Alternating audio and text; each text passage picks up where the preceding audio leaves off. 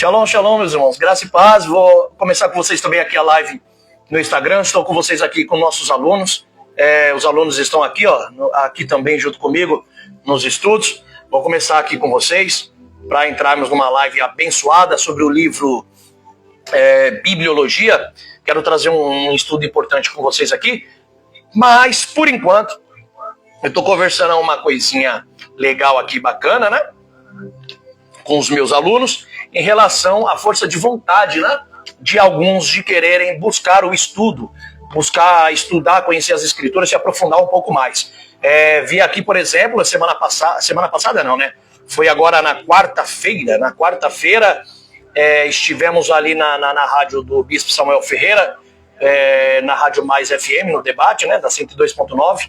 Foi uma benção, fomos bem recepcionados. E foi uma benção, foi uma maravilha. Infelizmente não teve muito tempo de eu responder algumas coisas, de fazer perguntas dentro da história de Jefté. Eu vou fazer um vídeo, uma live aqui sobre a história de Jefté. Vou trazer aqui algo mais profundo sobre essa história, mostrando o porquê que ele fez o sacrifício literal da filha dele. Vou trazer umas coisas mais profundas. Vou explicar uma análise gramatical. E eu vou falar isso aqui agora diante dos meus alunos e diante de vocês. Eu tenho que falar isso aqui dentro do meu Instagram, porque, gente, tem professores aí de teologia que dizem ser hebraísta. Eu sou hebraísta, eu falo hebraico, mas pelo amor de Deus, ser hebraísta, de conhecer as letras do alfabeto hebraico é uma coisa. Agora, você ser gramático, você conhecer a gramática do hebraico, é outro nível. Aprenda uma coisa. Professor de teologia, conhece história? Conhece, nem tanto, mas conhece.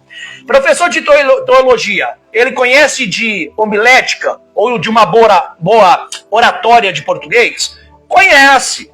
Mas a questão é, o professor, esses professores, que são professores de teologia, etc., eles são gramáticos na língua portuguesa? Se forem, então eles conhecem e entendem o significado das colocações dos vocábulos e da gramática do português.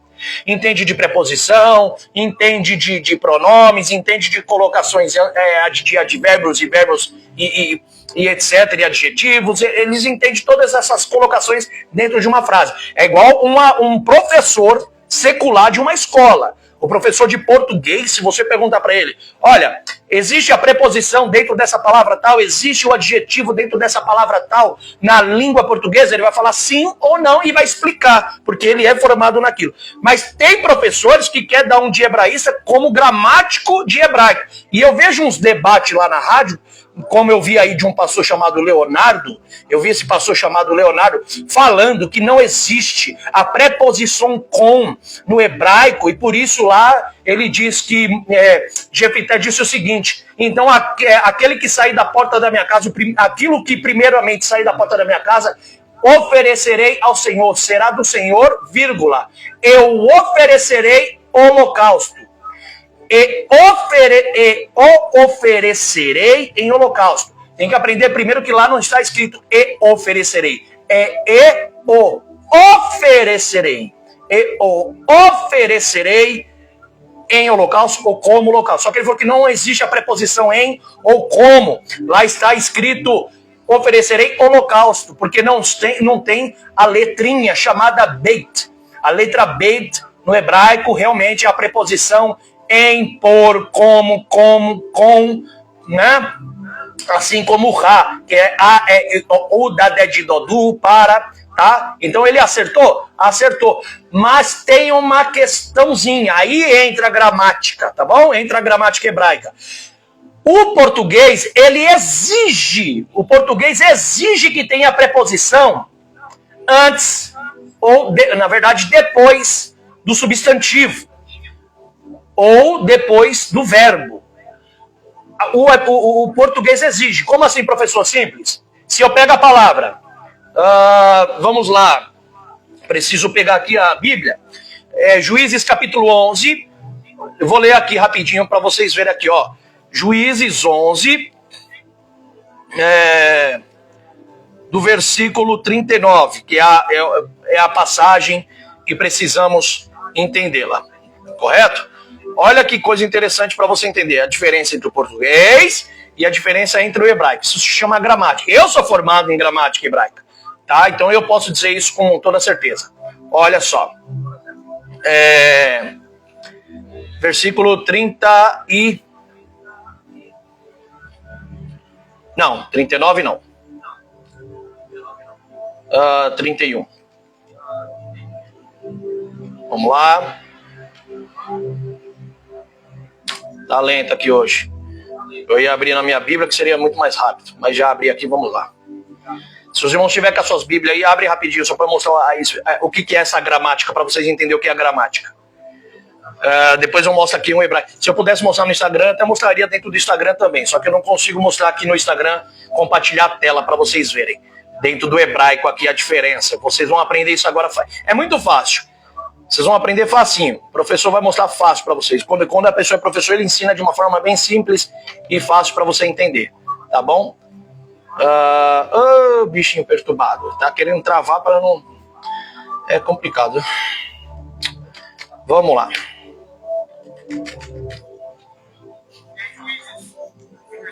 Onze, versículo 31. Vamos lá, tá assim, 30, 31. E Jefité fez um voto ao Senhor. Correto? Correto. E Jefité fez um voto ao Senhor.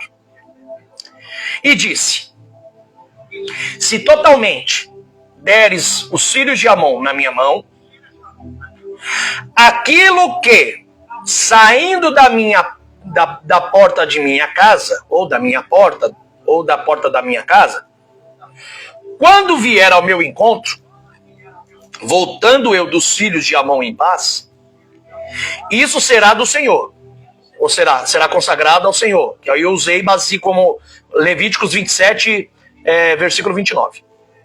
Oferecerei ao Senhor, ou seja, isso será do Senhor, consagrado ao Senhor, vírgula. E o oferecerei. Esse o já está falando do que sairia. E o oferecerei em holocausto. Quase todas as Bíblias que você ler vai ter a palavra em ou como. E oferecerei como holocausto ou em holocausto. Quase todas as escrituras, desde a minha Bíblia judaica do David Stern, a Bíblia Almeida Revista e Corrigida, a Bíblia da Charles Renier, a Bíblia da King James, a Bíblia da Peshitta, quase todas elas estará em ou como holocausto. Aí o debatedor que debateu comigo lá na rádio, tanto como o debatedor, pastor Leonardo, que debateu com o pastor Emerson Sicarelli, eles disseram que não existe a preposição beit, é o ber, dentro da língua hebraica. Professor, realmente existe ou não? Não, realmente não existe o beit lá como holocausto. Professor, então vai ficar assim, Então, voltando eu dos filhos de Amon, isso será do Senhor e o oferecerei holocausto. E o oferecerei holocausto. Primeiro que a gramática já fica analfabética. Já não é inteligente. Porque quando entra verre alatiru, verre alatiru, ou seja, e o oferecerei. Tem dois o, presta atenção. O ligado, colado, é o prefixo ligado no oferecer, na palavra olar, alar, que é oferta, tá bom? E o verbo ve, o. Então, verre olitiru, e o oferecerei. Se eu não colocar a preposição em ou como, ficará e o oferecerei holocausto. Não é inteligente a gramática. Isso aqui é analfabético, é forma analfabeta de se falar. Então, professor, e como você me explica se não tem a preposição como ou em? Se não tem a preposição em ou como no grego, então por que eu tenho que colocar isso? Por que aqui no português está a preposição em ou como? Porque o português exige a preposição. Ele exige. Por que o português exige a preposição em holocausto ou como holocausto? Por que ele exige? Pelo fato de tornar a frase inteligente, tornar ela acessível ao que está sendo falado pelo maravilhoso personagem, no caso, Jefité, tá bom? Então, temos que entender que o português exige para poder ficar inteligente. E por que o hebraico não exige? Agora que vem a resposta que esses gramáticos que diz ser hebraísta fala que é, mas não entende de gramática nenhuma. Eles entendem das letras hebraicas, do alfabeto hebraico, falar em algumas palavras em hebraico. Agora, gramática é só para o professor mesmo. Agora, por que o hebraico não exige?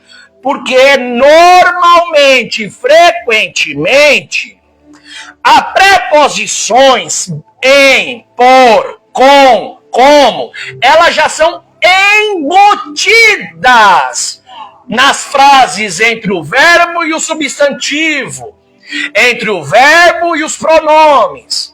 Normalmente, frequentemente, isso aí você aprende numa escola vai lá em Israel estudar numa escola secular e pergunta para um professor de hebraico, igual um professor de português aqui, e ele vai te explicar isso, tá? É normal, irmãos, é normal. Ela já, a preposição, ela já é embutida. Então o hebraico não exige que apareça a preposição, porque a preposição não pode ser colocada, porque senão dá um erro na frase do hebraico. Um exemplo, vou falar uma palavra secular do hebraico.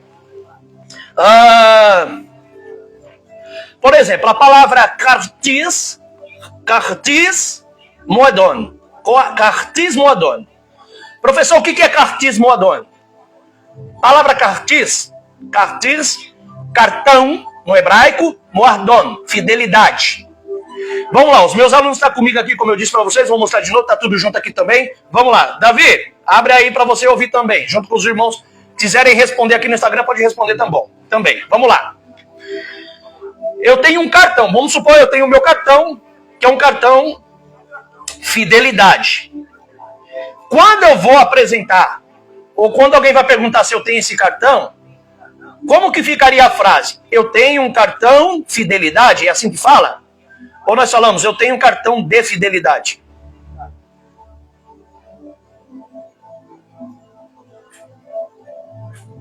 Cartão de fidelidade. Kartis moedon, no hebraico. Kartis moedon. Olha só. O português fala cartão, aí ele põe o artigo definido de.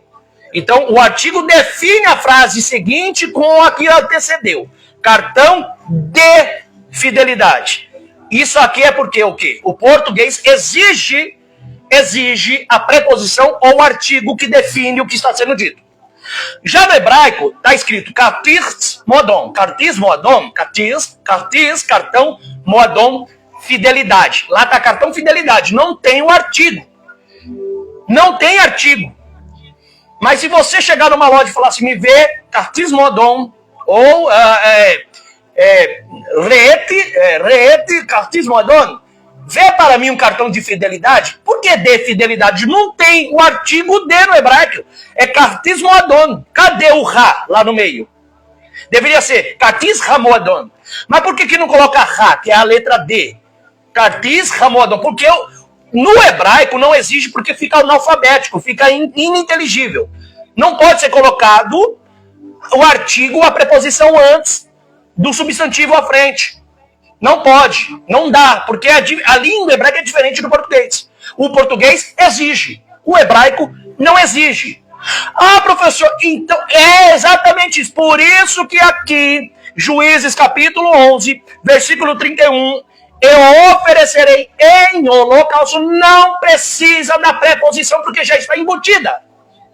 Aí chega o lindo e maravilhoso que diz ser professor de hebraico e diz assim, não, mas mostra para mim aonde está o beit lá no meio da como preposição depois da palavra oferecerei. Não vai mostrar porque o hebraico não exige igual ao português, ô meu amado inteligente. Não precisa.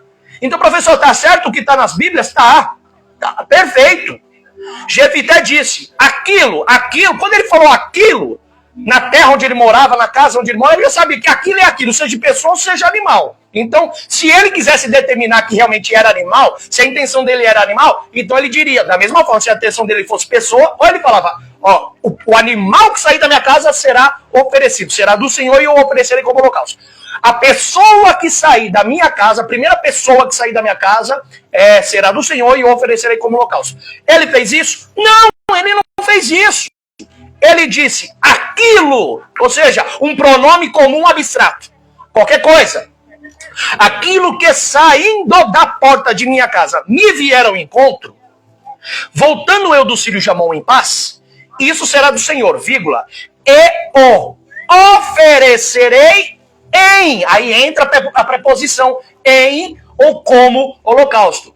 Como eu disse, por que entra o em ou como? Porque o hebraico não exige preposição aparente, ela é embutida dentro das linhas do verbo e do substantivo. Ok? Aprende isso aí.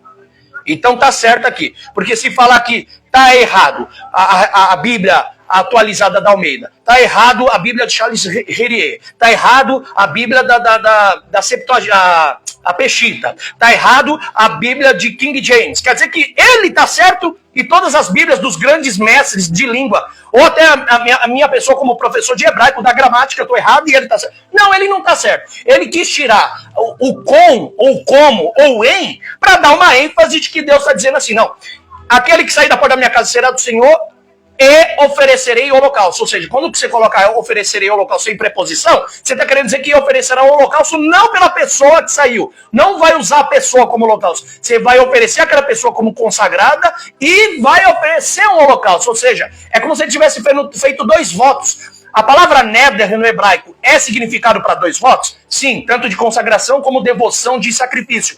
Mas ali ele não fez 2 votos, gente, ele fez um voto só. E a preposição, a gramática aqui, sintática, está perfeitamente correta.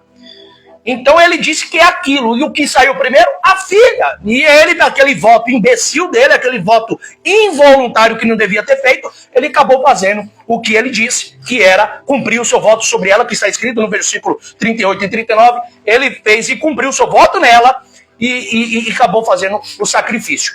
Então, 2 coisas que Jefté errou grandemente, por mais que ele tá lá na galeria dos heróis de Hebreus, porque o escritor de Hebreus não colocou ele na galeria pelo fato de ele ter feito sacrifício, ou pela fé de fazer voto. Ele tá na galeria dos heróis da fé, pelo fato de ele ter uma fé coletiva, uma fé de salvar o reino de Deus, que é o povo de Israel, de ser destruído. Porque ele clamou e o Senhor concedeu a ele, pela fé dele, concedeu a ele o poder da guerra, como o Senhor é o Senhor dos Exércitos, deu essa habilidade, esse dom dele, que derramou o Espírito sobre ele, ele venceu essa guerra, e aí, obviamente, ele conseguiu alcançar a vitória para que o povo não fosse destruído. Por isso que ele está na galeria da fé. Ele está na galeria da fé não pela sua fé de voto, mas pelo que Deus usou para salvar uma nação de uma forma coletiva. Pela uma fé coletiva e não individual. Se fosse pela fé individual do voto ou coisas similares, pode ter certeza que ele não estaria na galeria da fé. Tá? Então, e você pode ver que na galeria da fé de Hebreus 11, todos que estão lá estão por causa de fé coletiva pelo povo e não só por eles. No caso de Sansão, que foi juiz, também defendeu o povo. No caso de Davi, que foi um rei para o povo inteiro, e todos esses homens pecou. No caso de Gideão, também, que foi um juiz que salvou o povo de uma nação através da guerra no tempo dos juízes, mas também pecou, mas no caso está lá, por causa da sua fé coletiva pelo povo e não só por eles. Por isso que ele está lá. Tem gente que também tem que saber explicar e discernir isso. Por isso que eu falo, gente, não é porque o povo está na mídia aí que são todos expert, conhecedor da palavra, do hebraico. Não, olha, é difícil, tá? É difícil. Então isso aqui é só para resumir, que a preposição, ela não é exigente dentro do hebraico, mas ela pode estar embutida assim na palavra, como no caso eu já provei aqui, tá? Aí se vocês quiserem continuar, vocês veem a live que teve lá, assista lá o canal da Mais FM, da rádio do Bispo Samuel Ferreira, eles estão lá na live, vocês podem assistir, vocês vão ver lá, no caso, o debate um pouco mais completo. Apesar que eu acho que os intermediadores lá do debate falaram mais do que os próprios debatedores. Mas tudo bem. Vamos voltar aqui uma coisa. Olha só, no livro aqui da Bibliologia, o meu livro que eu estou passando aos alunos aqui, eu digo para eles que a palavra de Deus é conhecida por diversos nomes. Tá? A Bíblia aqui ela é conhecida por diversos nomes, aos quais são derivados da Bíblia. Tá? E de origem externas. Como, por exemplo, o termo Bíblia não aparece na Bíblia. Não existe o termo Bíblia na Bíblia, correto? Os irmãos sabem muito bem disso. Se não, nós achamos ela na capa, mas não achamos ela através dos volumes sagrados. Né? Até porque naquela época não existia a Bíblia como vários livros dentro de um livro, que são os 66 que nós temos aqui, no nosso Brasil e no Ocidente, tá? Porque a Bíblia ela é variada. Não sei se os irmãos sabem disso aí. Tem alguns que sabem, tem outros que não sabem, tá? Mas a Bíblia é variada. Por exemplo, nós temos aqui que ela consta 66 livros. Já na Bíblia católica, ela possui por volta de 71 a 76 livros, tá? Então tem uma diferença muito grande aí também. E além disso aqui, além do Ocidente, que nós temos essa quantidade ínfima de escritas de 66, por exemplo, a Bíblia da Tanakh, a Torá, a Bíblia hebraica Tanakh, a Torá, ela tem um total só de 24 livros. Por que só 24? Porque ela só contém o Antigo Testamento. Ué, mas não deveria ser pelo menos 39 livros do Antigo Testamento? Porque na nossa Bíblia protestante são 39. Por que na Bíblia original da Tanakh é só 24? Simples.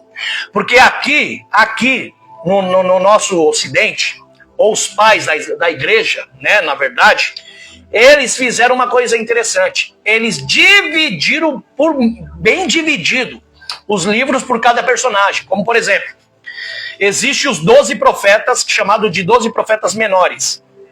Correto? Aqui na nossa Bíblia. Os 12 profetas menores, em Israel, não existe esse negócio de 12 profetas menores. Os 12 profetas que foram encontrados lá que é os manuscritos de Qumran, era um rolo só.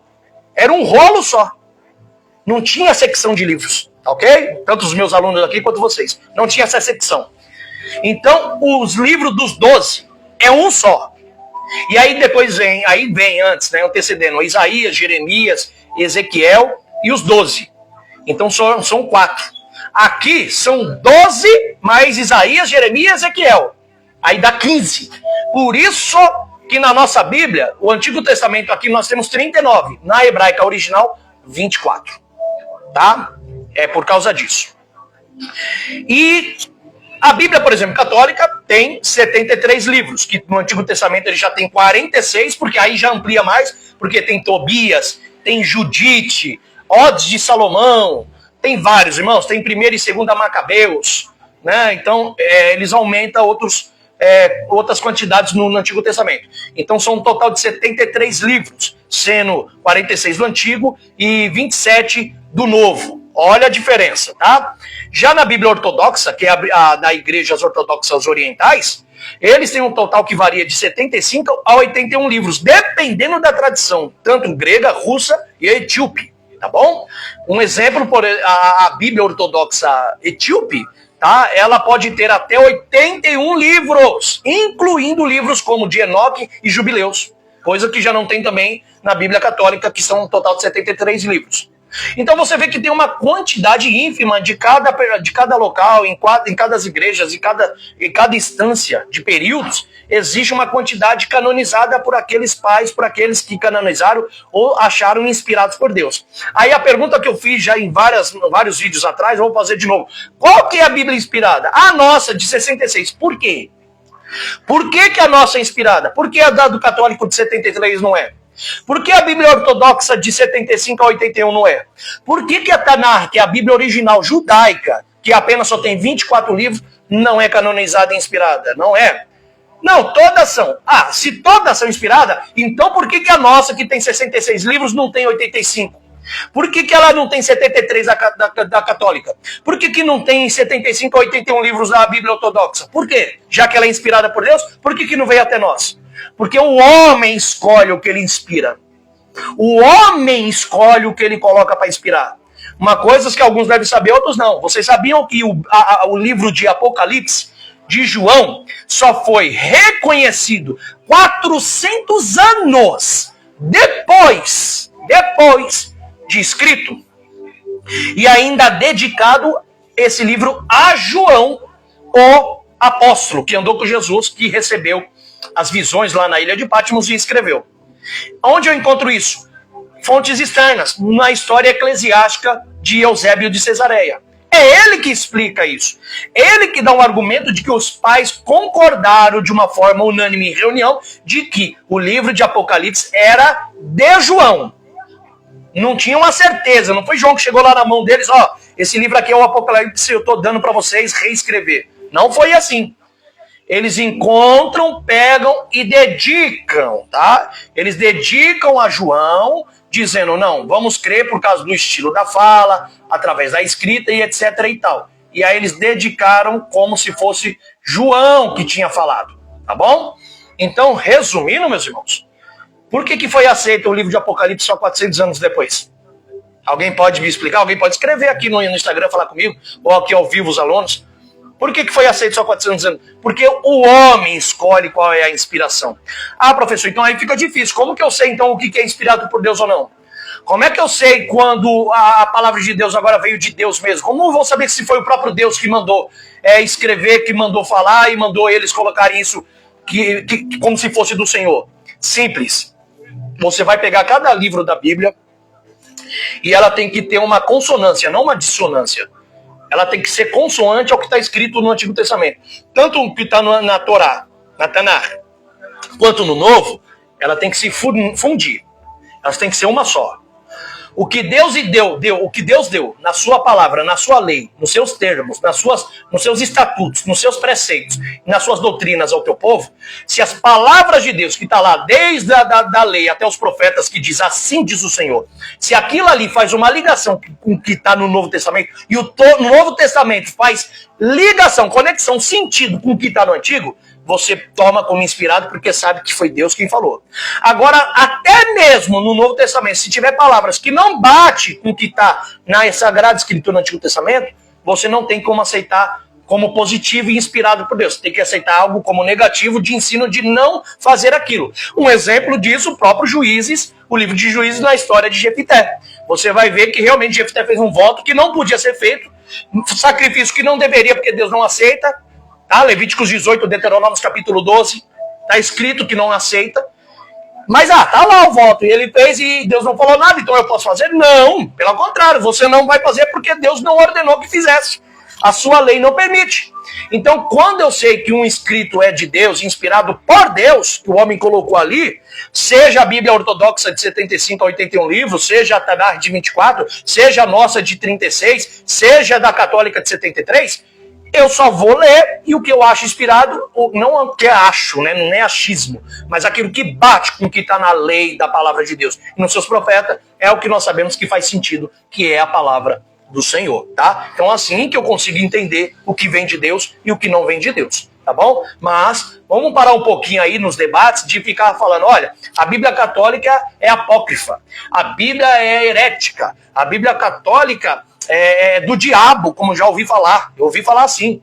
Aí vem os católicos, não. A Bíblia dos cristãos protestantes que é herética, distorcida, do inimigo. Ah, não, a Bíblia ortodoxa que ampliou mais. Meu irmão, não existe canones de Deus, existe canones do homem. Agora, para saber quando vem de Deus, é só fazer uma comparação, igual eu acabei ensinando, ok? Vamos lá, continuando aqui.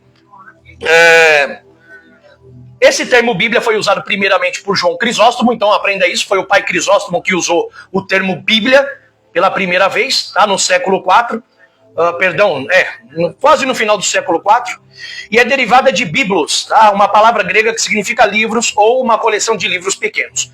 Embora não seja um título inconveniente, além do mais usado, livro, porque é um volume apenas, né? Sendo um título mais correto de ser usado, não há evidências de que o homem tivesse a palavra de Deus escrita antes do dia em que o próprio Deus disse a Moisés, escreve isto para memorial num livro. Vou repetir, não há evidências de que o homem tivesse a palavra de Deus escrita antes do dia que o próprio Deus apareceu a Moisés e disse, escreve isso para um memorial num livro. Êxodo capítulo 17, versículo 14. E eu falei isso lá na rádio, no debate lá junto com o pastor Calixto e os nossos irmãos que estavam lá em comunhão do debate sobre o sacrifício. E eu falei que a lei oral, a lei escrita, o ensino escrito veio antes a lei oral, que é a lei, o ensino oral, veio antes da lei e dos ensinos escritos, tá? Então a lei oral é antes da lei escrita. Ela vem bem antes. Por quê? Porque era ensino de pais para filhos de geração em geração. Por isso que os judeus, ou por isso até mesmo, que muitos de Israel, desde os seus filhos até os pais, os anciãos, tem muito mais complemento de conhecimento e de sabedoria das escrituras escritas que temos do que a nós mesmos aqui no Ocidente. Por quê? O próprio Paulo vai dizer isso lá em Romanos, que deles pertence, né? Deles pertence a Deus, pertence os Messias, pertence o Messias, pertence os profetas, deles são as promessas, deles são os oráculos e as escrituras sagradas, porque o povo judeu recebeu a finalidade. Jesus vai dizer isso lá no Evangelho de João, a Samaritana. Vocês adoram o que não conhecem, nós adoramos o que conhecemos, porque a salvação vem dos judeus. Jesus disse isso. Por quê? Porque eles têm a profundidade, o conhecimento da palavra. Tem conhecimento, mas não vive. Se vive ou não, o problema é deles. Mas se Jesus, o meu Messias, disse que eles têm, Mateus 23 está escrito: na cadeira de Moisés se assentam os escribas, os fariseus. Sabe que cadeira é essa? A cadeira dos mestres, rabinos e instrutores, meu irmão. E Jesus ainda complementa: fazei tudo o que eles vos ensinarem. Está escrito isso, professor? Tá, vai ler na tua Bíblia. Jesus falou para os seus discípulos e para os outros: fazei tudo que eles vos ensinarem. Faça tudo o que eles vos ensinarem. Só não siga as suas obras, porque eles se ensinam, mas não vivem o que ensina. Mas eles são hipócritas, professor. Como que eu vou viver e vou praticar o que um hipócrita ensina, irmão? Eu trouxe uma live, né, Davi? Nas semanas retrasadas. Se você vai visitar um médico nutricionista, que o cara pesa 120 quilos, você vai deixar de passar na consulta com ele só porque ele é uma pessoa de 120 quilos? Porque ele... Exatamente, como o meu aluno está acabando de falar aqui. Essa é a questão. Ele só vai aprender com aquele médico nutricionista o que é importante para ele, e ele, que não é hipócrita, no caso o meu aluno aqui, o Davi, vai botar em prática. Agora, se o profissional é um hipócrita que não vive o que ensina, o problema é dele. Você só tem que absorver aquilo que é o bom do ensino e botar em prática. É a mesma coisa que Jesus está dizendo dos fariseus. Eles são mestres, eles ensinam perfeitamente, eles têm os mistérios e as profundezas da palavra que vocês não têm. Então estudem com esses judeus e esses mestres. Só não sigam as obras deles, tá bom? É isso aí que eu também garanto. Não é porque eu sou judeu, que eu venho de tradição judaica, que hoje eu estou até sem meu quipazinho aqui, não tem problema. Mas é porque nós aprendemos as originalidades e botamos isso de uma forma bem patente e espiritual no cotidiano da nossa vida. Tá? E eu indico vocês estudar de uma forma plena, tá? Eu indico vocês estudar de uma forma plena as escrituras com quem tem o dom e o conhecimento. Efésios capítulo 4, versículo 21, Paulo fala que muitos foram separados nas funções de pastores, mestres, apóstolos e evangelista. Aí a pergunta é: você vai atrás do pastor para aprender Bíblia? Não. Pastor não recebeu o dom de dar aula de Bíblia. Pastor foi instruído para fazer cuidados da igreja, cuidar das ovelhas, cuidar dentro da palavra, que ele tem que ter um conhecimento. E o conhecimento do pastor vem da onde? Do mestre, que ele corre atrás do mestre para estudar. Por isso que eu falo para pastores aí, Provérbios, olha, isso aqui vai ficar gravado, que eu vou usar isso aqui até como corte, tá? Eu vou falar para pastores aí que se dizem ser pastores, cuidador de igreja, eu vou dizer o seguinte, tá? Provérbios capítulo 15, versículo 33. A humildade precede a honra. À frente da honra vem a humildade. Tem pastores que acham que por agora ele ser pastor de uma igreja que cuida lá de várias ovelhas, ele não tem que estudar a Bíblia, não tem que correr atrás de um mestre para aprender Bíblia. Por isso que tem muitos pastores ignorantes. Tão ignorantes que as suas falhas tão grandes de ensino está desviando muitas pessoas da igreja.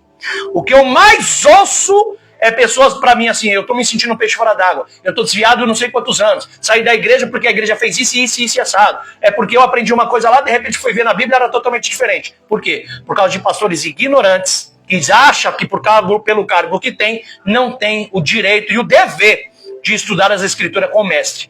Irmãos, eu indico, quer aprender Bíblia? É atrás de um professor e de um mestre. Quer aprender a cuidar de uma igreja? Atrás de um pastor que sabe cuidar, que já estudou com o mestre. Quer aprender a pregar, evangelizar e fazer a boa obra do Senhor na rua? Como evangelizar, como abordar as pessoas? Com um verdadeiro evangelista. Quer ser missionário para ir a missões, de levantar nações, países e famílias, e até mesmo populaços e bairros? Através dos apóstolos, dos emissários. Então, para cada um que tem uma função, você tem que ir atrás. Quer aprender a entender o que é profecia? Profetizar? Um profeta. Então, cada um no seu quadrado, cada um no seu ministério. Agora, se você faz tudo do seu jeito, você está vivendo Juízes. O tempo da obscuridade. O povo faz o que bem entende. Juízes capítulo 21, versículo 25. O povo fazia aquilo que dava na telha e segundo aquilo que vinha no seu coração. Aquilo que eles achavam que era reto aos seus próprios olhos, eles faziam. O reino de Deus não é assim. O Deus de Israel, ele é com ordem e decência, não é bagunçado. Então, quer estudar a Bíblia, quer aprender e ampliar o seu conhecimento? É com um mestre e um professor. Tá? Então é isso aí. Vamos lá, continuando. Então aqui eu mostro para vocês que antes da lei escrita havia a lei oral, e depois da lei oral, que é passado o ensino de geração de pais para filhos lá em Israel, por isso que o povo de Israel tem muito conhecimento, veio a lei escrita que Deus deu a Moisés, a ordem lá em Êxodos, capítulo 17, versículo 14. Isso aqui se chama bibliologia, que vocês estão tendo comigo aqui agora, tá? A partir de então, os homens de Deus falaram inspirados pelo Espírito Santo de Deus e registram a palavra que foram faladas. Davi, Lucas, João, Paulo e etc. Tá? Eles escreveram inspirados por Deus. Entretanto, havia homens santos, os quais Deus falou, como Noé, Abraão e José, da qual aqui nós não lemos que alguns deles foram inspirados para escrever a palavra de Deus. Você acha alguma escrita de Abraão? Não. Você acha alguma escrita de José e de Noé? Não. E nem vai achar, porque eles não escreveram, tá bom? Isso aí só a partir de Moisés mesmo. Então Deus revelou-lhes a sua vontade oralmente. Então antes disso tudo, Deus revelava as suas vontades oralmente. Tá? Por isso que eu falei lá na rádio também. Na rádio falaram assim, o pastor Calixto falou assim, no tempo de Abraão não existia lei. A lei de Deus foi dada para Moisés. Na verdade não foi dada, foi materializado, mas ela já existia. Como forma oral. Deus se revelava de forma oral. Prova disso, vocês abram a sua Bíblia aí, Gênesis capítulo 26, versículo 5. Deus falando para Isaac, Isaac, teu pai, ele cumpriu com a aliança que eu fiz com ele. Aliança de implantar no meu reino na terra e de eu fazer também a sua descendência crescer e se multiplicar. Se seguir as minhas ordens e os meus mandamentos. E o seu pai, Isaac, obedeceu aos meus mandamentos, os meus estatutos, meus preceitos e juízos. Ué, então quer dizer que no tempo de Abraão existia mandamento, preceito e estatuto? Aonde? Porque não foi materializado e escrito no tempo só de Moisés? Nos 5 primeiros livros da Bíblia? Gênesis, Êxodo, Levítico, Números e Deuteronômios? Ué, que leis, estatutos e preceitos era esse no tempo de Abraão então? Era porque já existia, Deus já existia com as suas leis e ele dava de uma forma oral. Mas como Deus sabe que o homem falha a consciência e acaba esquecendo do que Deus ordena, ou o povo que pode ser extinguido da terra, a lei de Deus não pode ser extinguida nem passar. Então Deus ordena que ela seja escrita. Por que Deus manda Moisés escrever? Não só para que Israel e os judeus absorvessem ela e descobrissem ela mais para frente, mas para que todas as nações do mundo saibam que essas leis, essas torás, esses mandamentos e estatutos de Deus permanecerá para sempre. Ah, pastor, mas aí vamos entrar na teologia da questão então do sacrifício, porque é uma lei, mas não tem que seguir, porque não existe sacrifício. Aí que tá, não existe o sacrifício como matança de animal, conforme a regra lá. Aprenda-se uma coisa, muda-se o frasco do perfume, mas o perfume e a essência não muda. Você pode trocar o líquido do perfume de um frasco para o outro. Você muda o frasco, mas o conteúdo é o mesmo, tá? Da mesma forma, o conteúdo da palavra de Deus, Malaquias capítulo 3, versículo 6, está escrito, Deus mesmo disse, por eu não mudar é que vocês não são consumidos, ó Israel. Deus não muda, tá? Então, assim, os seus conteúdos da palavra não mudam. O conteúdo não muda, o frasco muda. O que é o frasco? O tempo, o período, as épocas, as pessoas mudam, mas o conteúdo é o mesmo. Então, por causa do período, do tempo, da época passar e mudar, o conteúdo continua, mas de uma forma diferente. Por exemplo, qual é o nosso sacrifício hoje em dia? Yeshua, Jesus é o sacrifício pelo holocausto, pelo pecado, pela transgressão. Mas ainda hoje existe a oferta pela oferta voluntária, o sacrifício voluntário, o sacrifício pacífico. O que é o sacrifício voluntário e o sacrifício pacífico? É simples. Você já alguma vez na sua vida, com certeza já, antes de sentar na mesa com a tua família, você já levantou as mãos e orou sobre a tua comida? Com aquele bife suculento, né? Com uma cebolinha, com arroz e feijão ali no seu prato? Você já fez isso? Você já orou sobre aquele alimento, agradecendo e oferecendo primeiro a Deus aquele que te deu para que volte para você e você se alimente? Já. Isso se chama olhar, o sacrifício, tá bom?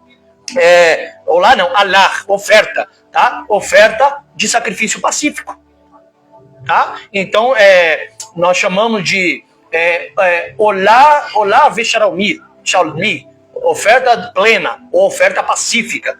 Isso é uma oferta, um sacrifício pacífico. Quando você faz a oração sobre o seu alimento na manhã, na tarde ou na noite, aquilo se chama sacrifício pacífico na língua judaica ou bíblica. Tá bom? A diferença é que na época eles levavam um animal inteiro, levava lá, fazia a matança do animal, o sacrifício, a oração com a imposição na cabeça do animal, e aí depois tirava o sangue, tirava as peles, limpava a carne, aí depois dividia aquela carne, umas partes para o sacerdote, outra parte para o ofertante levava, comia lá com a sua família, e isso se chamava sacrifício pacífico. Hoje, o que mudou?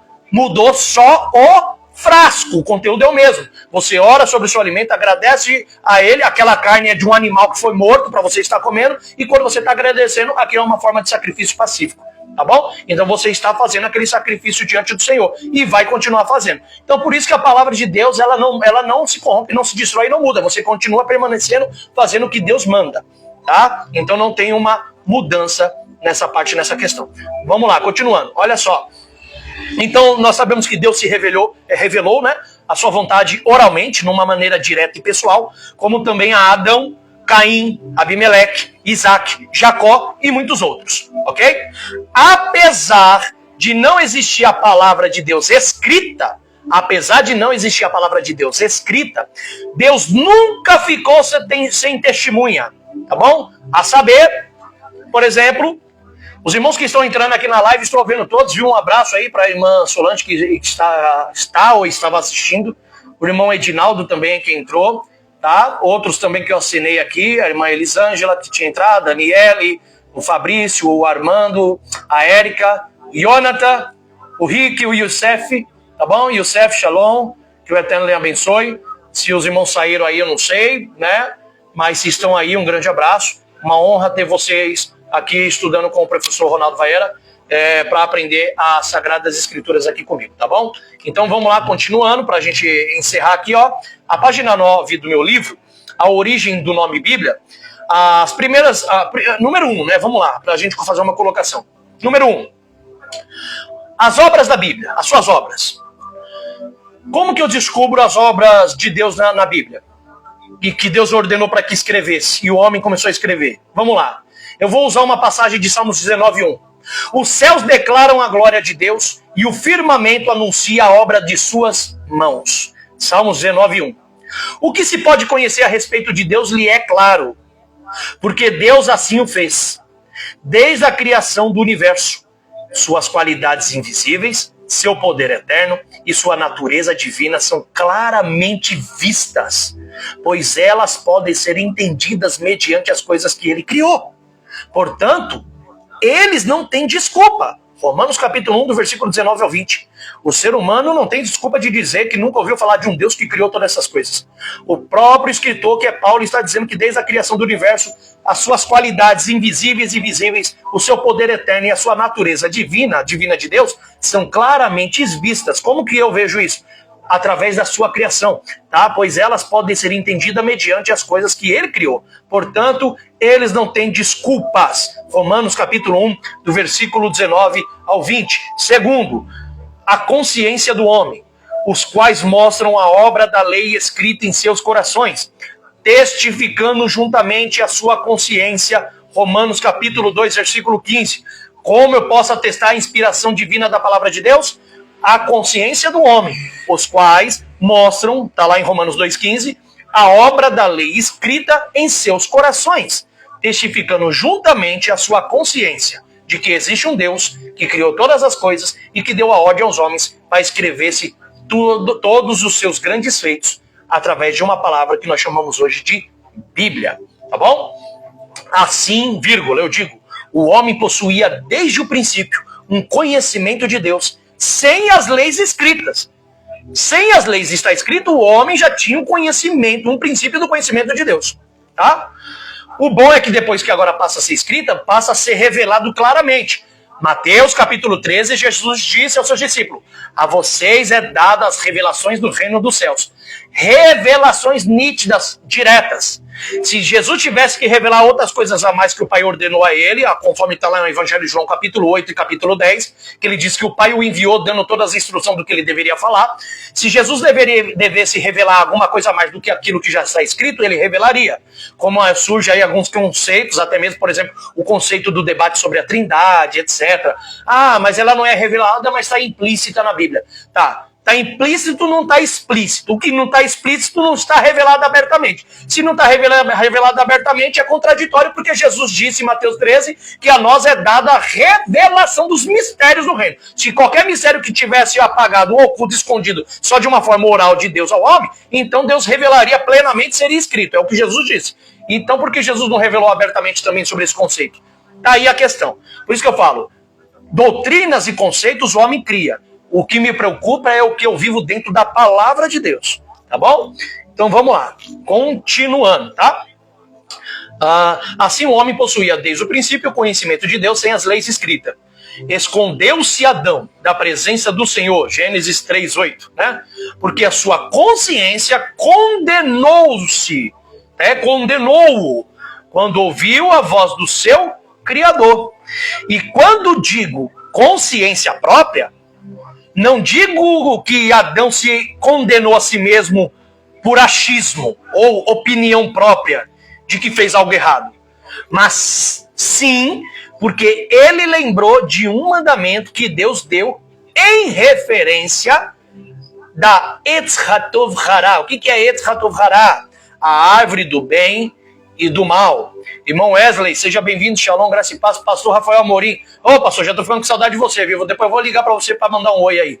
Tô com saudade de você. Tem que aparecer aqui pra gente fazer o culto aí na obra da igreja aqui que o senhor está cuidando. Sei que você está no Rio de Janeiro, mas vem pra cá, viu? Vem pra cá, pra São Paulo, né? Que o Eterno te abençoe. Então vocês veem que por consciência, Adão, ele não se condenou a si mesmo por achismo ou opinião própria, dizendo, fiz algo de errado. Não. Ele entendeu isso porque lembrou de um mandamento. Então, por base do mandamento de Deus, em referência à lei de Deus, é que ele se sentiu culpado e sentiu a condenação e se escondeu de Deus. Por quê? Porque ele cometeu aquilo que não deveria, que era comer da árvore do Etz HaTov Hara, a árvore do bem e do mal. Vocês entenderam o que eu estou dizendo? É isso que eu falo para vocês o tempo todo. Como que eu entendo que as Bíblias, os livros da Bíblia são canonizados? Como eu entendo que os escritores que escreveram são canônicos? Como eu sei que a nossa Bíblia é de 66 livros, ou a da Católica de 73, ou da Bíblia Ortodoxa de 71 a 85, ou a da Tanakh de 24 livros são canônicas? Eu só sei que é canônico os que está escrito ali quando eu tenho como base a Torá, os mandamentos de Deus. Eu uso o mandamento, a lei do meu Deus, como parâmetro para saber se é verdadeiro ou não e é canonizado, inspirado por Deus ou não. Não é pelos homens que canonizaram, é por Deus que escolhe pela sua vontade. Como que eu sei? Como que Adão sabe que pecou? Porque ele achou, ele sentiu por sentir. Ele foi lá em Romanos 1 Romanos 1 de Paulo e disse assim, Romanos 1 não, Romanos 2,15, né? Dizendo, testifiquei no meu coração por uma lei de mim mesmo que senti que estava errado. Não! Qual que é o parâmetro que eu sei que Adão, ele se condenou e sentiu que pecou contra Deus? Por causa da lei, do mandamento que Deus tinha dado para ele não comer da árvore, do fruto. Era uma lei, um mandamento, já existia. Então, quando eu sei o que é certo e o que é errado, quando eu tenho base como parâmetro para a minha vida, a Torá e a lei do Eterno. Tá? Isso é muito simples. Estou indo para São Paulo, hoje estarei lá na igreja. O senhor estará aqui na igreja? Olha aí, Davi, os nossos irmãos aí também. Pastor Rafael Amorim vai estar aí conosco, tá bom? Para quem quiser ir, provavelmente eu vou estar lá com a família à noite. Se vocês quiserem, esteja lá conosco. Manda para mim, pastor Rafael, o endereço, que eu não lembro o endereço direito da igreja. Vou fazer uma visita a vocês lá. Vamos lá, olha só. O mesmo aconteceu com Caim, que depois de matar o seu irmão foi interrogado por Deus. Isso aqui é bibliologia, tá, irmãos? O mesmo aconteceu com Caim, que depois de matar o seu irmão foi interrogado por Deus e acusado pela consciência. Como que é acusado pela consciência? Pela sua própria consciência? Não, a consciência acusa daquilo que ele tem como parâmetro. Qual que é o parâmetro de consciência de Caim, de Adão e de qualquer ser humano na Terra? A lei de Deus. Tá? Então, acusado pela consciência, ele replicou, não sei onde está meu irmão. Sou eu o guardador, o tutor agora do meu irmão? Está lá em Gênesis capítulo 4, versículo 9. Então, o que é consciência? A resposta é: a consciência é definida como parte da psique humana que induz a angústia mental e sentimentos de culpa ao ser violada e sentimentos de prazer e bem-estar quando nossas ações e pensamentos e palavras estão em consonância ou conformidade com os nossos sistemas de valores. Tá entendendo o que é consciência? Então a consciência, resumindo, ela é definida pela psique humana como algo que induz a angústia mental e sentimentos de culpa quando violamos algo que temos como parâmetro, no caso a lei de Deus, e também de prazer e bem-estar quando nós obedecemos, que nós sentimos quando as nossas ações estão enquadradas com a lei e a Torá de Deus, que são nossos pensamentos e palavras, que está de conformidade com o sistema de nossos valores dentro da lei de Deus. Então, quando a sua vida, tá? Quando os seus sentimentos, quando o seu sistema de consciência de valores estão associados como parâmetro à lei de Deus, a Torá, então você sabe o que é certo, o que é errado, o que condena, o que não condena. Essa é a consciência que Paulo está usando em Romanos, que tem gente que não entende sobre essa palavra, a consciência de Romanos 2, quando ele fala daqueles que não eram judeu, dos ímpios, né, dos gentios, que viviam a lei de Deus como sendo que não conhecia, mas como se conhecesse, vivendo a leis que já estão dentro do seu coração, pela consciência. Mas a consciência daquilo que um dia ouviram. Quando o gentil, ele fala de um gentil, não está falando de um ser que nunca ouviu falar do Deus de Abraão. Meus irmãos, vocês têm também que saber que todas as descendências do mundo, todas as nações, todo ser humano vem de uma linhagem de Noé. Alguém que vem da linhagem de Sem, que é Noé. Sem, que vem de quem? Aí vocês sabem muito bem. É Sem, Cã e Jafé, que é dos filhos de Noé. Noé de Lameque. E aí você vai vendo a história até chegar em Adão. E dentro deles, o Sem, que vem a linhagem de Abraão, Isaac e Jacó, o espalhamento de todos dali do lado oriental e ocidental. Então o ser humano é um emaranhado de árvore genealógica. E falar que nenhum homem nunca ouviu falar do Deus de Abraão ou das suas leis, regras e estatutos é mentira. Eles não vivem como gentios. Não tem em seu coração essas leis de Deus. É isso que Paulo está dizendo. Mas, de uma certa maneira, já chegaram a ouvir isso. Já chegaram. Então, de uma forma consciente ou de uma forma instintiva, dentro do seu coração, às vezes, quando ele faz algo certo ou errado, ele sente no seu coração de uma forma instintiva, mas de uma coisa que alguma vez na vida já ouviu falar. Não pode ter conhecimento, mas sentiu que aquilo é errado. Tá? E é isso que Paulo vai falar da questão da consciência. Principalmente os crentes, né? Os cristãos e aqueles que são judeus. Nós temos como consciência, ou seja, nós temos dentro da nossa psique humana aquilo que induz a angústia mental, sentimento de culpa ou sentimento de bem-estar e prazer quando fazemos algo certo, nós temos como base e parâmetro a Torá e a lei de Deus, tá? Isso é bem óbvio. Tá bom, pastor Rafael? Tá marcado, Ramon Senhor Agnello, aqui pertinho, 290. Nós vamos estar lá. Vamos lá. Origem do nome Bíblia ainda. A palavra grega traduzida como consciência, vou parar aqui nessa página, tá? A palavra grega traduzida como consciência, em todas as referências do Novo Testamento, é suneidesis, tá? Suneidesis. A palavra suneidesis quer dizer consciência no grego, tá bom? Que significa consciência moral, ok? A consciência reage quando as ações, pensamentos e palavras se conformam ou são contrárias a um padrão de certo e errado. Ou seja, essa consciência moral... Pega um pouco de água para mim. Na taça para mim, por favor. Essa consciência moral tem por objetivo comparar as suas ações ou faltas através de uma regra exterior. Presta atenção nisso. Tá? Os alunos aqui que estão assistindo também, que tem o livro aí em mãos. Vamos lá de novo. Essa consciência moral, ela tem por objetivo comparar suas ações ou faltas através de uma regra exterior.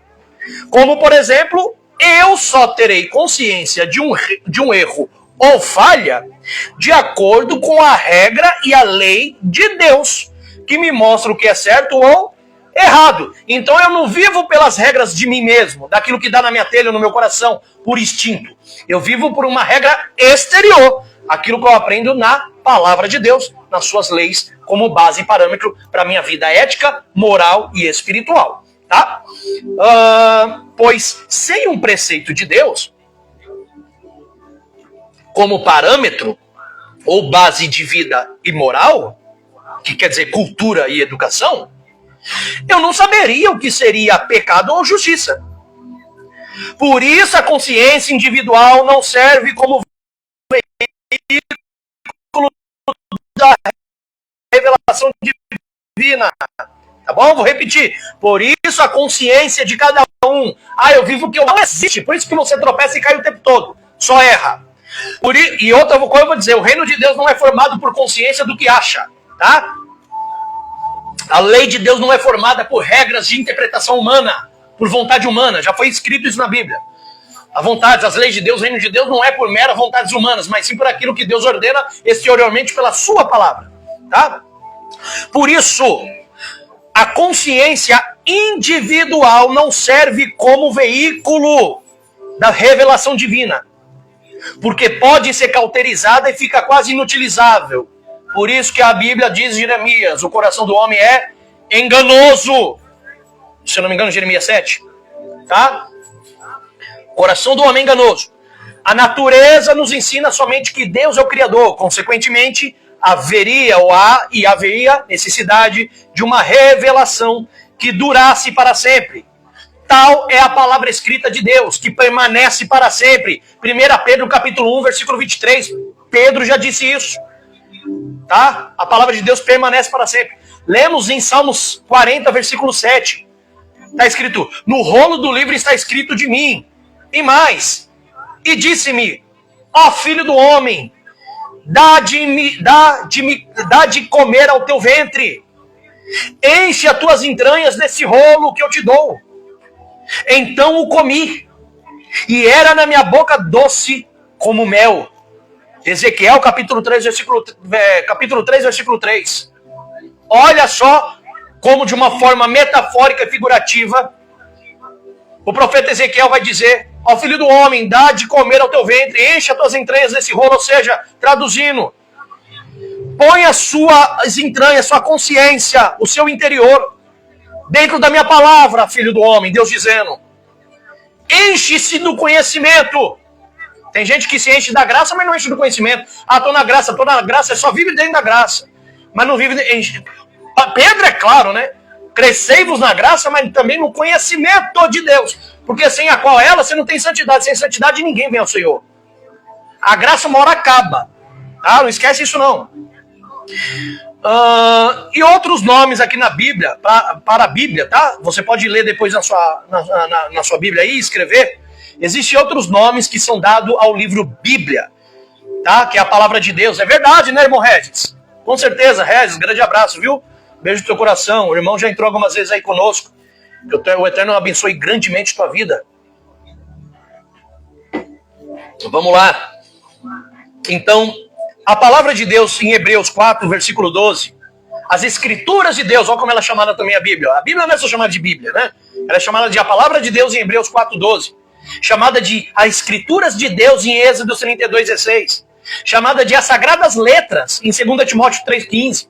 Chamada a lei em Mateus 12, 5. A lei é a Bíblia. Tá? As escrituras da verdade em Daniel 10, 21. As palavras da vida em Atos 7, 38.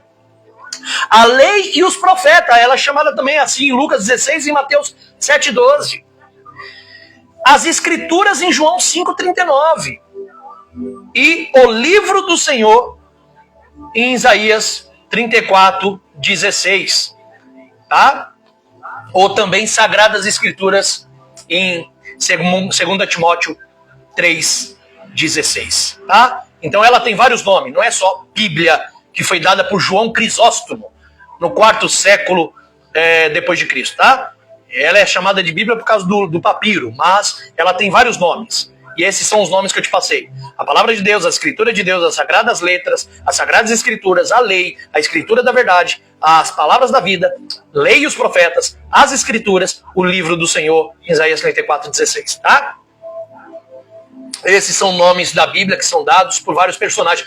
Lembrando aos meus alunos que estão comigo aqui, eu vou lançar uma prova linda e boa, hein? Uma prova de 10 perguntinhas aqui desse livro de bibliologia. E eu espero que vocês estudem aí para responder bem esse livro, hein? Eu quero que vocês respondam para ver se vocês estão craque. Então se preparando aí para se encher mais da graça e do conhecimento de Deus. E dá lugar, meu irmão. Tem que dar lugar à alegria e à presença do Eterno para Deus derramar esse poder e dons sobre a vida de vocês também. Tem que receber o batismo do Ruach HaKodesh, o poder de Deus, para ser preenchido nessa palavra. Tá? Então aqui para encerrar, página 11, olha só, método de revelação bíblica. Aqui no meu livro eu coloco métodos de revelações bíblicas. Não é eu coloco, eu extraio alguns ensinos dentro das escrituras como métodos teológicos no meu livro do que é revelação bíblica, tá? Eu fiz isso muito quando eu estava fazendo a minha pós-graduação de doutor em ciência e filosofia da religião. Estudei anos e anos, desde 2014, para trazer grandes estudos e ensinos desses nos meus livros, que agora eu passo algumas coisas aqui para vocês, tá? Olha só, método de revelação bíblica. A Bíblia em primeiro lugar, uma revelação da verdade religiosa. E isso acha-se compreendido na definição dada. O próprio objetivo da revelação é Deus, nas relações que podem existir entre ele e as suas criaturas. A Bíblia é a história da redenção. É a história do mundo de Deus, destinado a ser mais tarde o reino do seu filho, ou o reino do filho. Que no caso aqui eu falo que é Israel e as nações. Ué, mas não é Jesus? Ué, Jesus era judeu, é dentro da nação de Israel, faz parte. Então quando eu digo que a Bíblia é a história da redenção, o resgate, o que é o resgate? Qual a intenção de Deus? De implantar o seu reino na terra. E quais são as regras? Eu já ensinei, existem 3 princípios para entender a Bíblia. Quem é Deus? Qual é o seu propósito, ou seja, implantar o reino dele na terra, e quais são as regras, quais são as suas leis que eu preciso fazer para entrar nesse reino. Aí você tem a Bíblia como a sua bússola e manual de ensinar como você entra no reino de Deus. Tá? Ela que te ensina aí, tá ok? E qual que sempre foi a vontade de Deus? De implantar o seu reino. Desde Gênesis capítulo 4, versículo 26, que você vê aquele grande problema na família de Adão, aonde Caim mata Abel, depois de Abel nasce Sete, aí depois de Sete a Bíblia vai dizer que nasce Enos, o filho dele, e dali em diante passou-se a invocar o nome do Senhor. A palavra, o invocar lá está o Hal. O Hal tem um grande debate nessa palavra dentro da construção da hermenêutica rabínica, tá? A palavra o Hal. O Hal pode ser invocar, pode ser culpar, tem vários significados que está no meu outro livro que eu vou trazer para vocês, no meu livro chamado Bereshit Rema, tá bom? Então, o homem começou a invocar o nome do Senhor em Gênesis 4, 26. Por quê? Porque lá já estava entrando o paganismo de entendimento de que criaturas e seres celestes, como o sol, a lua, as estrelas, as constelações, animais, eram um tipo de deuses para o homem daquela época, e o homem começou a se perder, desacreditando e descredibilizando o único Deus criador dos céus e da terra. Então Deus tinha que voltar a se manifestar. Deus tinha que mostrar que só havia um Deus que criou tudo isso. E o que ele faz? Ele precisa levantar homens para isso. Então Deus trabalha em conjunto. Ele sendo espírito e o homem sendo matéria. Deus usa a matéria homem, humano, para mostrar o seu espírito de que ele é um Deus. E como Deus fazia isso? Manifestações sobrenaturais e revelações da sua palavra. Se o homem chegasse só com palavra, igual Abraão, Isaac, Jacó, Moisés lá no Egito, ou no caso, Paulo lá nas cidades de Creta, Macedônia, etc., se chegasse só com bibibi de palavra, sem manifestação nenhuma, o povo ia falar, ué, que Deus é esse? É só palavra? Mostra alguma coisa. Aí Paulo falou, por isso que eu não vim até vós só com palavras de persuasão, mas no poder do Espírito de Deus. E ele mostrava o sobrenatural, assim como Deus manifestava o sobrenatural no tempo de Abraão, de Isaac, Jacó, Moisés. Então Deus sempre se manifestou, que ele era o único Deus que o homem estava se dispersando. E para isso, eu disse aqui no meu livro da Bibliologia, que a Bíblia é a história da redenção, esse resgate. E é a história do mundo de Deus, destinada a ser mais tarde o reino do Filho, que é Israel, e as nações juntas. A igreja, os crentes os cristãos e os judeus juntos. Por isso que nós fazemos parte de uma igreja chamada Unajumek, União Assembleiana Judaico-Messiânica Plena Paz. Lá tem uma união de judeus e cristãos tudo junto, com muita espiritualidade e buscamos muito conhecer a verdade do Criador, tá? Vamos lá. Manuscritos bíblicos. Aqui para encerrar é só essa página, tá bom? Só essa página aqui. Manuscritos bíblicos e versões da Bíblia. Vamos lá. Manuscrito é uma palavra de origem latina Ou seja, manus, mão, scriptus, quer dizer escrito. Escrito à mão. No latim, manuscrito. Tá? Um documento manuscrito que quer dizer o que foi escrito à mão. No passado, todos os documentos eram escritos ou copiados à mão. E os textos bíblicos não foram transmitidos através dos manuscritos. Tá? Vou repetir. Os textos bíblicos nos foram transmitidos através dos manuscritos. Tá? Materiais usados para fazer os escritos. Por exemplo, o papiro. Tá? O papiro deu o nome ao papel, né? Da casca da planta que existia, que era a entrecasca dessa planta que estava que estava ali no Egito, próximo ao rio Nilo, tá? Que se utilizava muito a entrecasca dessa planta e se utilizava os seus papiros para escrever aquilo que nós temos hoje como a Bíblia Sagrada, que chegou até as suas mãos, com muitos que suaram e derramaram sangue para que você tivesse essa Bíblia hoje na tua mão, tá? Então o papiro deu o nome ao papel, da casca dessa planta, o que atingia de 2 a 4 metros de altura. Se faziam as folhas para os manuscritos, e essas eram de 15 a 27 centímetros de comprimento. Aí depois veio o pergaminho, do latim pergamina, tá? Da cidade de Pérgamo. Segundo Plínio, preste bem atenção nisso, tá? Plínio Velho, o nome de pergaminho teve origem com o que aconteceu ao rei de Pérgamo. O que aconteceu? Agora vocês vão entender. Tem gente que nem sabe por que tem o nome pergaminho. Você sabe? Os alunos aqui sabem por que pergaminho? Vocês vão saber agora por quê. Por que foi dado o nome pergaminho?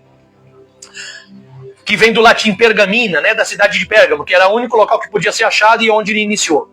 Segundo Plínio, na sua história, o nome pergaminho teve origem com o que aconteceu ao rei de Pérgamo, Eumenes II, tá? No ano de 160 antes da Era Comum ou antes de Cristo. Este rei planejou formar uma biblioteca maior que a de Alexandria no Egito, que era a maior que existia, tá? E o rei desse país, por inveja, proibiu a exportação do papiro para Pérgamo, obrigando Eumenes II a recorrer ao processo de preparar peles para escrita. Por causa de questões econômicas e políticas, tá? Porque o rei da cidade de Alexandria não queria perder a economia, que muitos escritores da época usavam muitos desses papéis do papiro. Para quem não sabe, se você escreve hoje aqui, você errou, você apaga no computador, na borracha, que está no caderno, tudo normal, né? Naquela época, meu irmão, você não podia errar a letra. Você não podia errar a palavra. Era muito caro, meu irmão. Era um salário de um mês de um trabalhador, uma folha de papel de escrito, de manuscrito para se escrever. Era muito caro. Muito caro, tá? Então, se você errasse, dobrava e ou lavava, tentava lavar para esfregar, para tirar aquela tinta para reescrever por cima. Por isso que existe até um códex aí chamado Códex Reescrito, tá bom? Que é o Códex de Efraim. Ele foi reescrito várias vezes, por diversas épocas. Por isso que acredita ou atesta que esse códex aí existe alguns acréscimos de passagens bíblicas, tá? Mas por quê? Porque na época, infelizmente, era difícil de sair e as pessoas perdiam quase um mês de trabalho por causa de um papel. Então era difícil ter algum escritor, Então existiam os escribas, né? Os soferins, no hebraico, né? Os soferins, que eram os escribas que já vinham com todos os seus materiais, eles faziam uma negociação, vendia ali o seu material. Sou escriba, eu escrevo aqui, né? Sou bem didático, tenho os meus próprios papéis.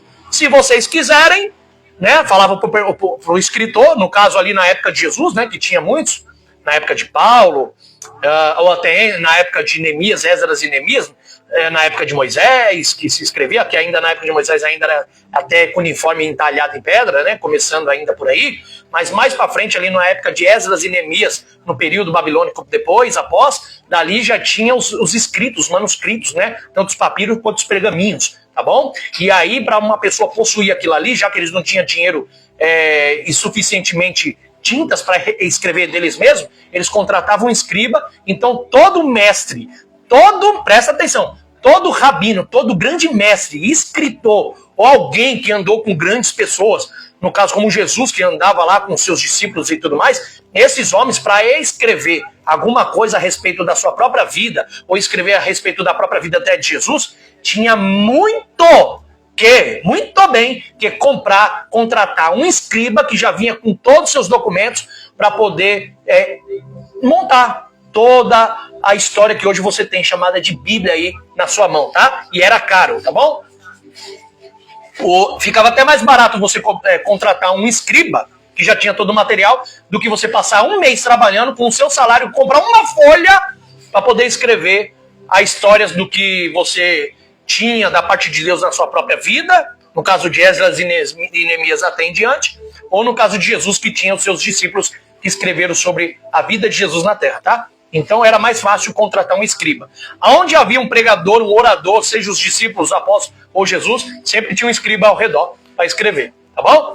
Por isso que vocês têm hoje esses acessos da Bíblia aí na sua mão. Então, o pergaminho, ele aconteceu isso, tá? Ele nasceu dessa forma. Foi na cidade de Pérgamo, né? Que vem da palavra latina pergamina. E aí Plínio ensina que Eumenes II, que foi o que começou a criar essa forma de fabricação de pergaminhos, através da pele de animais, no ano 160 a.C., quando começou a crescer fortemente essa forma de papéis, né, de fabricação, através de peles de animais, começou a ceder, perder um pouco a parte material e financeira, política dos papiros de Alexandria. E por isso o rei, né, de Alexandria, quando viu que Eumenes II queria planejar uma biblioteca maior do que a de Alexandria, no Egito, esse rei de Alexandria, por inveja, proibiu a exportação do papiro para Pérgamo, obrigando Eumenes II a recorrer ao processo de preparar as peles para a escrita. E aí onde começou a nascer agora os pergaminhos no lugar do papiro, tá bom?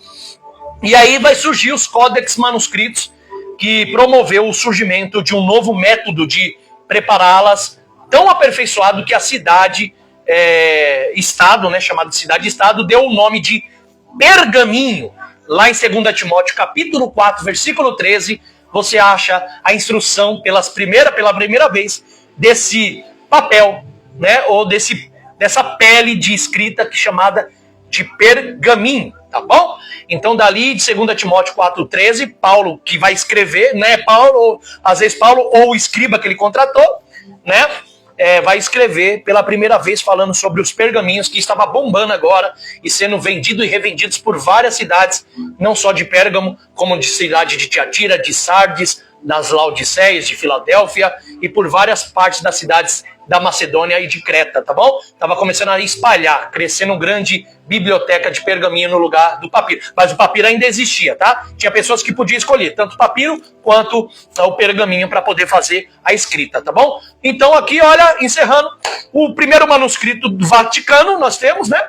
O primeiro manuscrito Vaticano, que é o Codex Vaticanus, está escrito na língua grega e data do século IV, e é o mais conhecido no mundo. E é uma das obras de 4 volumes, tá bom?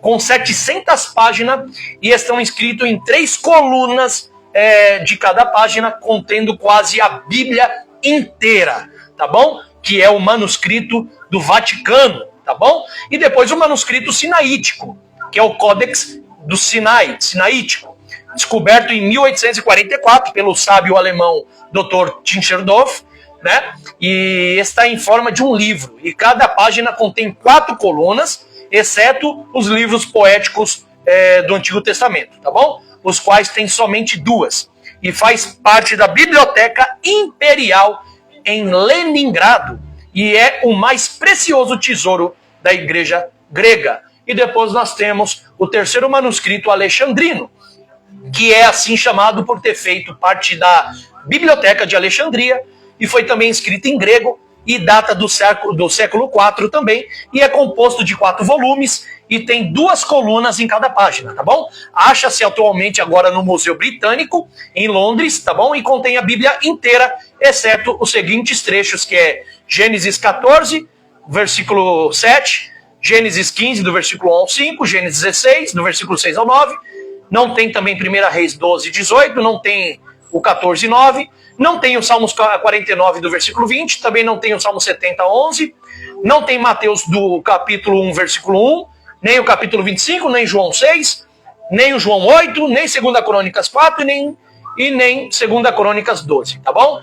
Mas o restante ele tem. Então ele não tem esses trechos, tá bom? Mas esses trechos já contém no Codex Vaticanus, tá bom? E aí o quarto Codex, o quarto manuscrito, que é o Codex de Efraim, que eu falei para vocês aqui, que foi apagado e reescrito, que está na Biblioteca de Paris, da data do século V, já o ano 500 depois de Cristo, tá bom? Então ele já é bem depois, quase 150 anos depois desses três primeiros, tá? Que é os mais antigos, que é o Vaticano, Sinaítico e o Alexandrino, tá bom? O manuscrito desse de Efraim, que está lá em Paris, do século V, ele é descrito como o Codex reescrito. Por que Codex reescrito? Porque tem evidências de ter sido escrito duas vezes, uma por cima da outra, tá bom? Onde houve uma tentativa de lavar o pergaminho e reescrevê-lo.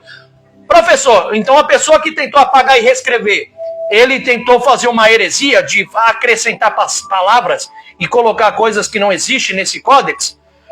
Sim e não, tá? Como eu disse, como naquela época era difícil ter um pergaminho e você não podia errar, se você errasse uma letra tinha que jogar fora, e um pergaminho custava um salário de um mês de um trabalhador, então talvez eles tentavam apagar lavando para reescrever de novo. Mas pode haver também a questão da heresiologia, né, de ter cometido a forma herética de apagar o que foi escrito e reescrever de novo o que já estava escrito quando foi descoberto, tá bom? Tem essas duas teses de uma forma acadêmica para sabermos, tá bom? Bom, eu fico por aqui com os meus alunos nessa passagem do meu livro. Terminamos aqui na página 11, vamos continuar a página 12 semana que vem. Quero louvar a Deus que vocês vieram aqui comigo também no Instagram, louvar a Deus pelos debates. Vou ter outro debate na rádio 102.9 da Mais FM, com o Bispo Samuel Ferreira. Vamos sair lá num debate, vai ser eu como um judeu messiânico, num debate não contra a pessoa, né? Contra o debate, né? A ideologia do rabino Miha Galmerman, tá bom? Nós vamos fazer um debate com Miha Galmerman, tá? Nós vamos debater se Jesus, Yeshua, é o Mashiach ou não. Eu vou debater com ele. Será que Jesus é o Messias ou não, né? Não precisa nem dizer.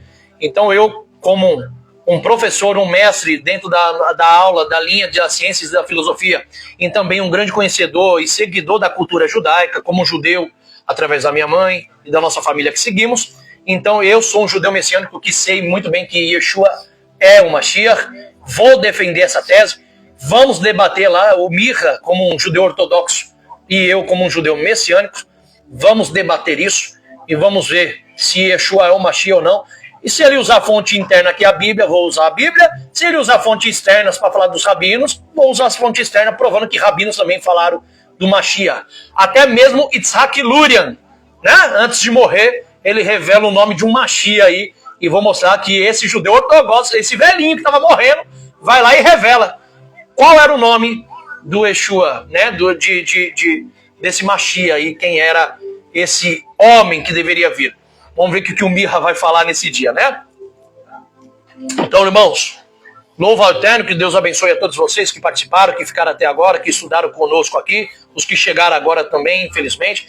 Eu vou ver se eu marco, semana que vem vamos ter mais uma live aqui no domingo. Eu vou ver se eu marco aqui o estudo aqui, ó, do curso nosso da Torá Viva, tá? O curso aqui da Torá Viva. Vou mandar aí um banner preparadinho para vocês ficarem sabendo qual vai ser o horário da próxima live que eu vou fazer aqui no domingo com vocês. O irmão Regis perguntou qual é o dia do debate. Eu estou aguardando o telefonema do pastor Jonas e do pastor Calixto, lá da rádio, da Mais FM. Eles vão ligar, entrar em contato agora com o Miha e vão me dar a data aqui para o mês que vem para a gente fazer esse debate. Quando eu marcar, eu vou preparar aqui para vocês o aviso, vou lançar o aviso para vocês saberem qual vai ser o dia desse debate sobre Yeshua, se é o Mashiach ou não, tá bom? Vocês podem ficar ligadinhos. Tem outros podcasts que eu vou estar fazendo também, eu passo para vocês aí, tanto no meu Instagram quanto no WhatsApp, nas minhas redes sociais, eu vou passar para vocês, e aqui também no canal do YouTube, na Torá Viva, tá bom? Vou passar para vocês qual vai ser o horário, os dias desses debates, e também o horário que nós vamos ter aqui da live domingo que vem aqui junto conosco mais uma vez aqui na Torá Viva, tá bom? Então, quero abençoar a vida de vocês como está escrito lá em Números. Evarecha Adonai veishmirecha, Yair Adonai panavelecha virchunecha, Itzar Adonai panavelecha vayatzelecha shalom. Que o Eterno vos abençoe e vos guarde, faça resplandecer o rosto sobre ti, tenha misericórdia de ti. Que o Senhor sobre ti levante o seu rosto e coloque dentro de vós a paz. Em nome de Yeshua. Amém. Que Deus abençoe a todos vocês. Shalom, shalom. Bom domingo. Fiquem na paz do Senhor. Em nome de Jesus. Deus abençoe, meus irmãos.